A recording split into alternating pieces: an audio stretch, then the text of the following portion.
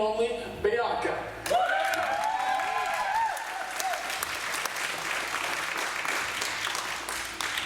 Good morning, Awaken. Isn't God good? Worship was awesome. I got the opportunity to speak about trusting God from the encounter onto His promise. Before I get into that, I'd just like to ask God, thank you so much. Thank you so much for your faithfulness. Thank you that you are here with us. And I pray that every person that hears your words, they're touched, they're moved to action. They're moved to obedience, God. Thank you so much that you are who you are, and we get to just worship you and praise you because of that. So I get to speak to us about encountering God from when He introduces Himself to you on through to the promise that was made in that introduction. And I'd like to speak on Moses, because I find that Moses' first encounter with God is so amazing, right? So it's out of Exodus chapter 3, verse 1 to 3, and it reads, "One day Moses was tending the flock of his father-in-law Jethro, the priest of Midian. He led the flock far into the wilderness and came to Sinai, the mountain of God. There the angel of the Lord appeared to him in a blazing fire from the middle of a bush. Moses stared in amazement. Though the bush was engulfed in flames, he didn't burn up. 'This is amazing,' Moses said to himself. 'Why isn't that bush burning up? I must go and see.'" When God introduces Himself to us, it's in sometimes the most amazing ways. There's no one else that God introduced Himself to like He did with Moses in that moment. In the Pacific Northwest, we don't want to see any burning bushes, okay? So He could say that introduction because it was ideal for Moses, but it may not be ideal for us. But I just want to say, hey, do you remember a time when God introduced Himself to you? See, I remember when He introduced Himself to me. And I had grown up in church all my life. I thought I knew what being a Christian was about, until I realized I had so much to learn. And I was really just learning about what relationship looks like with Him.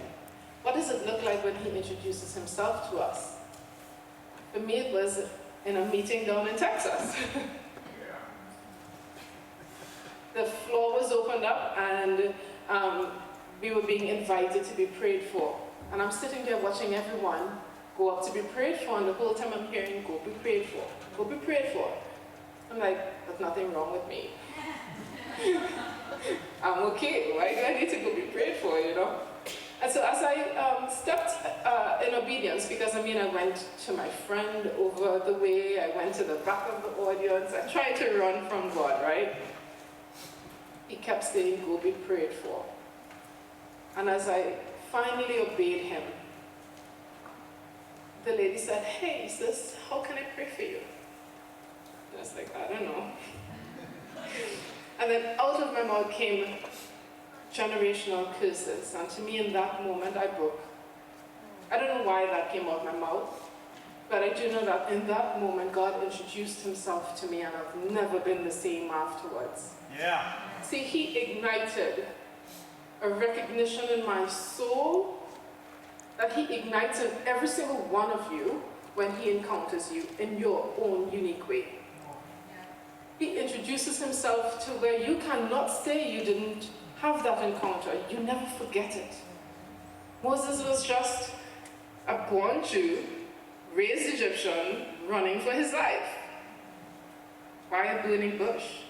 Because maybe that's the only way He could have gotten Moses to understand, hey, I have a plan and a purpose for your life, and this is how I want you to get it done. But you've got to recognize who is inviting you into this journey. I am that I am is introducing you into a journey of a lifetime. So Moses stands before the burning bush barefoot.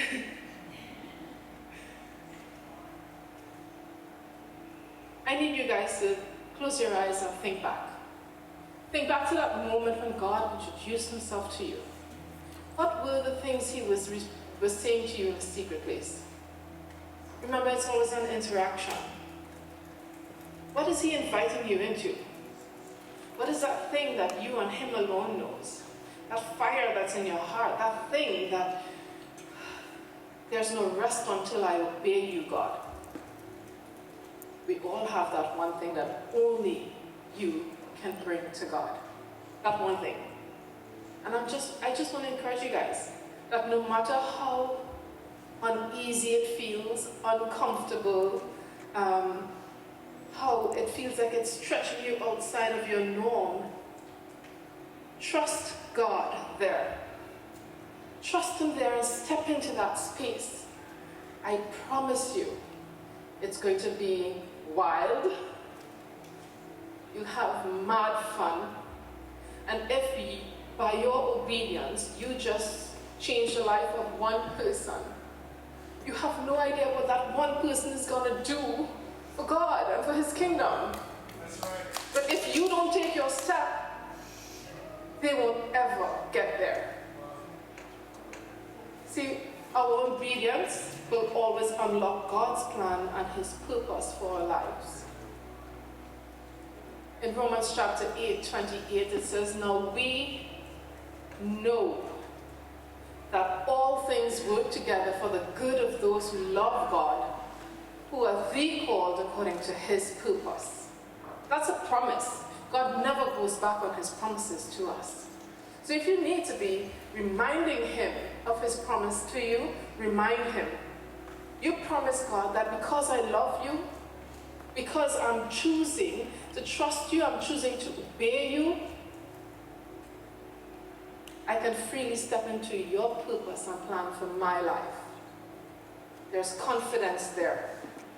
There's power there. There's kingdom authority in that space. And yes, if He could use Moses, who argued the entire way, and if He could use me, He could use me. Why can't He use you? Why won't you allow Him to use you in that unique way, in that one way that only you could bring? You know, I came across this verse, Daniel, thank you so much, it's changed my life. It's Ephesians 2:10. It's not up there, it's not in my notes. But it says, we are God's masterpiece. You're God's masterpiece. You were created for this time, this moment, to do this thing that only you can do. Don't miss the opportunity. Allow Him the freedom, the space, and the access to move and to use you. And just watch Him transform your life.